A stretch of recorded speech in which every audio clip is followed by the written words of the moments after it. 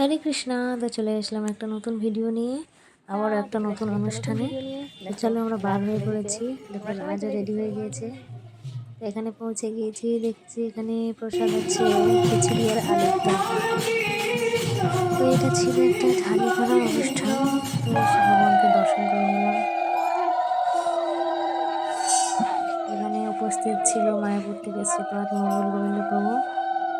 তো ওনাকে ভগবানের প্রসাদী মালা দিয়ে বরণ করে নিচ্ছে, আমন্ত্রণ জানিয়ে নিল। তো তারপর প্রভু এই দামোদর মাস উপলক্ষে কিছু প্রবচন দিয়েছিলেন।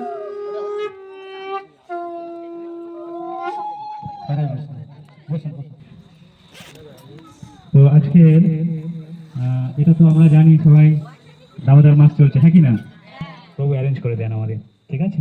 তো প্রভু অনেক ভক্ত এসেছিল, আর কিছু ভক্ত বাকি ছিল। সবকিছু তো ওনার কৃপায় আমরা আজকের এই ভক্তি জীবনে এইভাবে আপনাদের সহযোগিতায় আমরা আস্তে আস্তে আমরা কি করছি না, ভক্তি জীবনটা অনুশীলন করার চেষ্টা করছি। কতটা কি হচ্ছে সেটা তো পরে। আর যখন বন্ধনগ্রস্ত হয়েছেন প্রথম দড়িতেই বাধা পড়ে গেছে, বাকি দড়ি সব পড়ে আছে। আর যখন বাধা পড়েছেন তখন কৃষ্ণ দেখছেন হাইরে তুলেছিলাম, এই বাধা পড়ে থাকলে তো খুব জ্বালা। ফেসবুক বন্ধুরা এসে লাইভে কৃষ্ণ ছিল। জল খেলতে যাবো, খেলতে যেতে পারছে না, ওই জন্য নড়বে না, আমার নড়তে শটটা চড়তে তুলতে পারছে না, পারিনি। কারণ বাধা পড়ে আছে। তো তেমনই আমরা এই জগতে সবসময় বাধা পড়ে থাকি, আমরা বাধা পড়ে আছি।